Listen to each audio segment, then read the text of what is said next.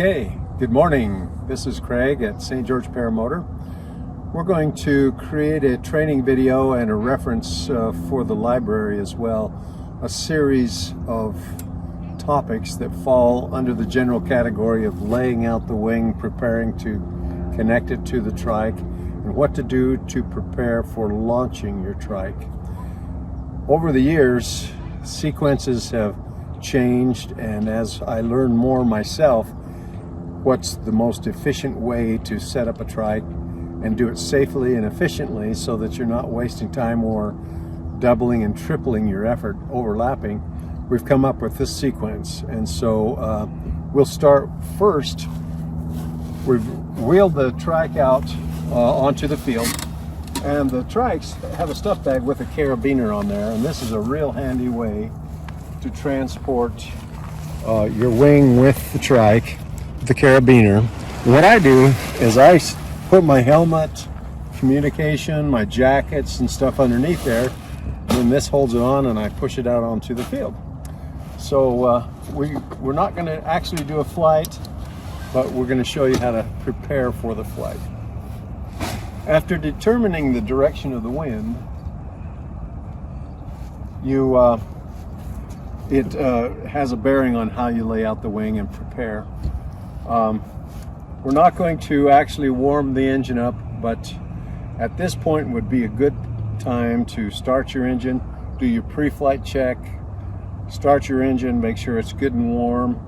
On a trike, it's kind of a easier method of warming up the engine because all you have to do is sit down, start it, clear prop, make sure nobody's around, and safely warm up your engine. One precaution I would say is that if you lay out the wing first before you warm up, you don't want to have the direction of the wake towards the wing because you'll be chasing your wing. Some guys do it not thinking, and especially the newer guys, this sequence is designed to help the new guys set it up and prevent problems down the road. So I've done the pre-flight inspection. I've warmed the engine up, okay? Now I've got the direction of the wind here. It's shifting at St. James Park. So we're going to pretend like the wind is coming from the south.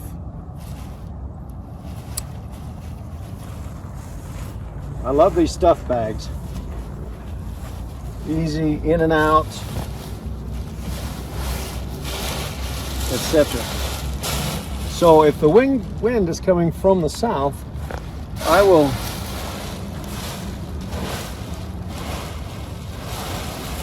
take my carabiners and whatnot and lines and lay them out towards where the wind or the direction of the wind is coming.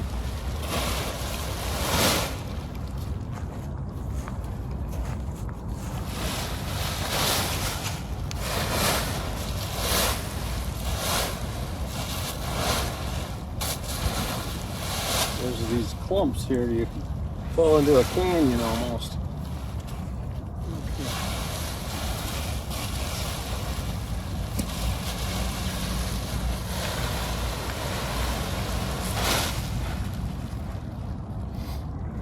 You always take your lines towards the wind.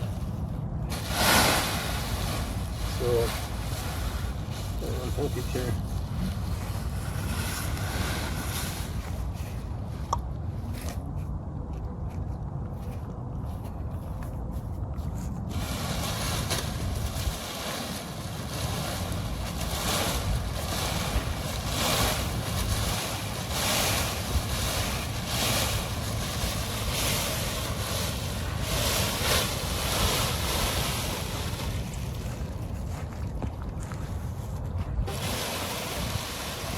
This part is called the rough layout, so you don't worry about too many of the details as to the specific configuration of the wing, just as long as it's spread out and the risers and lines are pointed towards the wind.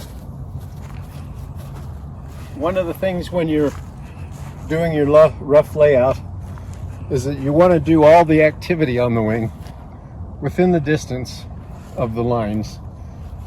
many guys are focusing on the wing and they're dragging the risers on the ground, they get tangled.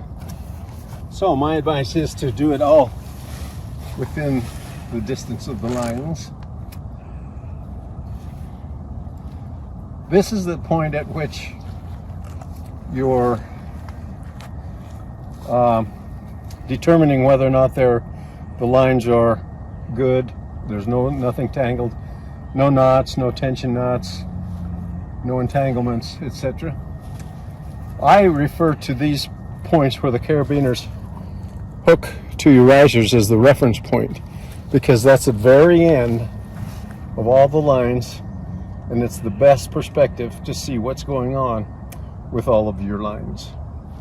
Now, I put this wing away, so there shouldn't be a problem. I've got all three of my A's good. Everything looks good there. So I spread these out, double check, flare them with enough room so I can move my trike into position. So let me go get the trike.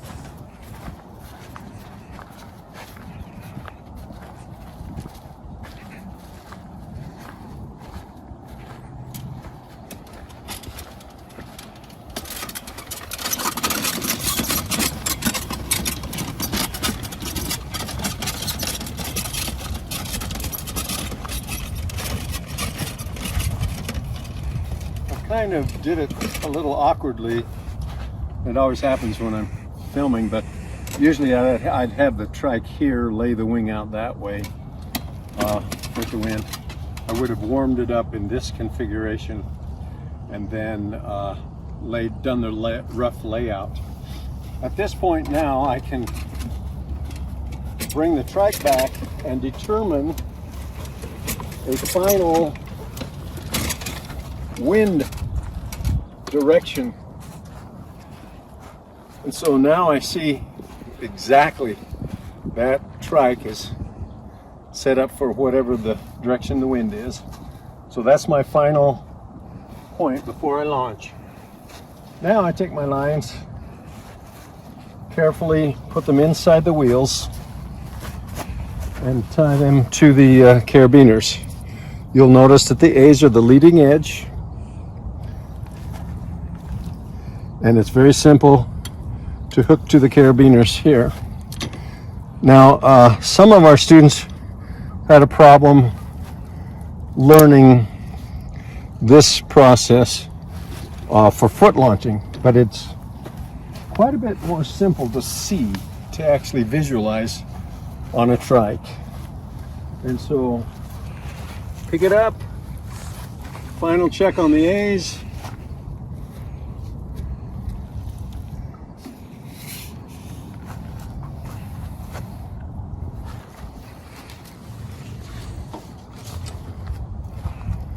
Final check on the A's.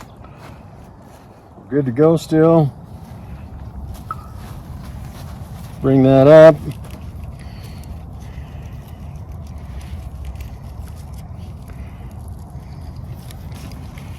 Hook it in. A's leading. So you drape that back inside.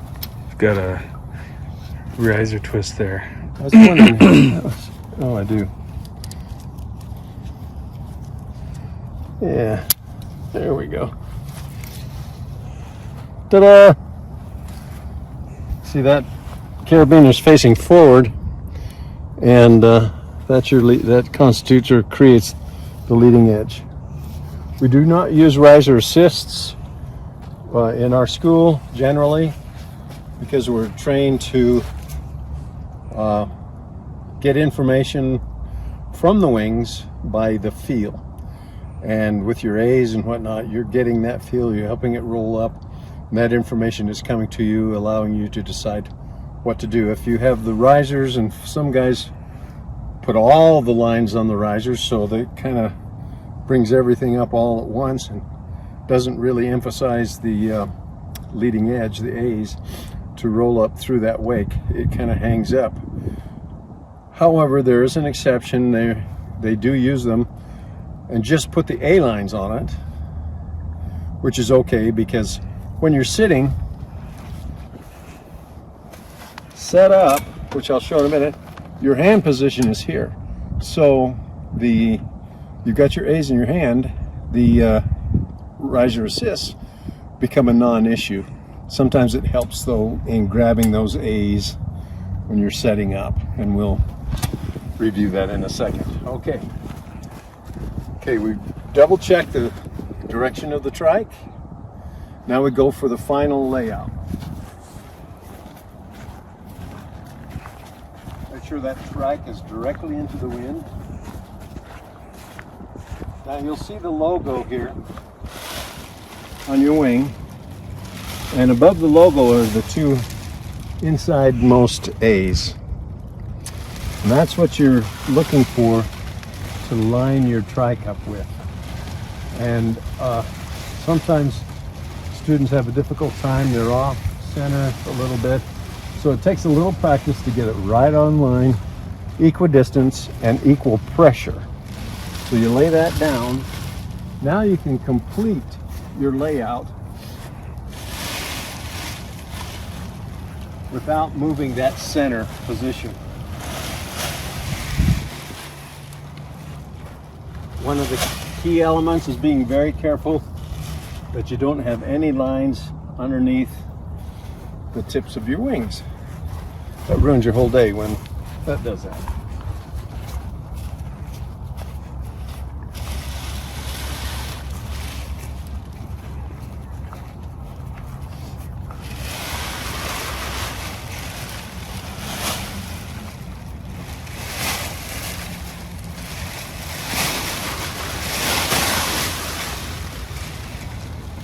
Okay, now one other suggestion.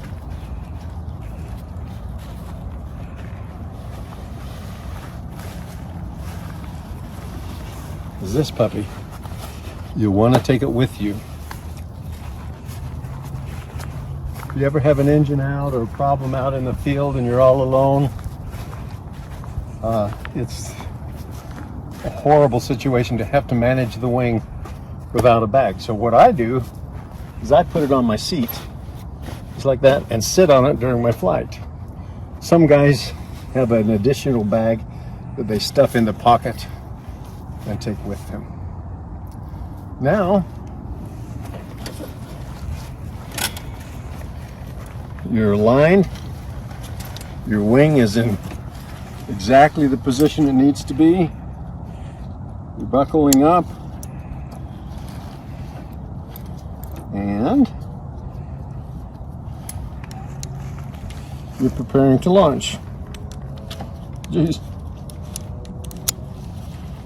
Alrighty, so we're buckled in. First thing we reach for is the throttle. It should be adjusted so it fits snugly but not too tight. And it's an inverted bicycle brake thing. You reach down and grab that brake. I like the brakes to be set like this in my hand so that the thin part of the handle instead of the thick part is here, so that it's not interfering with your grip on the throttle. Very handy. Then you reach down, put that thumb and hook that A line, and yeah, that's good. It's just overlapped. So you're set. You've got the three in the left hand. Now's a good time while your right hand is free to clear prop and start your engine. Okay, then you make sure it's running smoothly. You've already run it up, warmed up. Now you're reaching under your risers, grabbing that brake, grabbing this A. As such. Now, you're in preparation for launch. You want your hands, the side of the head, way up above the head actually, so that what it does is drapes the lines along the cage extension rather than touching those wheels. On occasion, some guys will just kind of not pay attention and allow one of those lines get caught and roll. Have the wheel roll over one of the lines, and boy, it just ruins your flight. So you're set up, ready to go, and the final thing you do, check that wind direction, make sure those tires are clear of the lines or vice versa, and now you're ready to go. When you launch, you're always looking at your wing. The way I teach when launching a trike is to scoot your butt forward a little bit so you can arch your back and use your vision to continually watch the wing. Once you see the wing in complete control, you've released the A's, you've tapped the brakes, you release the brakes, and you're under control, you full throttle, and then do a little braking, and it'll get you up, rotate you up off the ground, and then you keep your throttle on and let those brakes back up. Now you're leveling off at a reasonable rate of climb, get at a safe altitude, 100 to 200 feet. Then you can back off the throttle and do some level flying. But that sequence, the rough layout, how to attach the risers, how to put the bag, sit on the bag or whatever, you know, and then your launch sequence is all very important. And if you follow those sequences, or the sequence, then it becomes real easy. It becomes a real good habit. Commit it to muscle memory, I guess you would say. But anyway, that's the sequence. We'll use this as a reference video. We teach it a little more in detail in the class, but this is a good review for our students to take a look at, keep it fresh in their mind, and in doing so will facilitate your safe flying. So we appreciate you. We're Saint George Paramotor. If you have any additional questions, contact Jake or myself, and we'd be glad to help. You have a great day.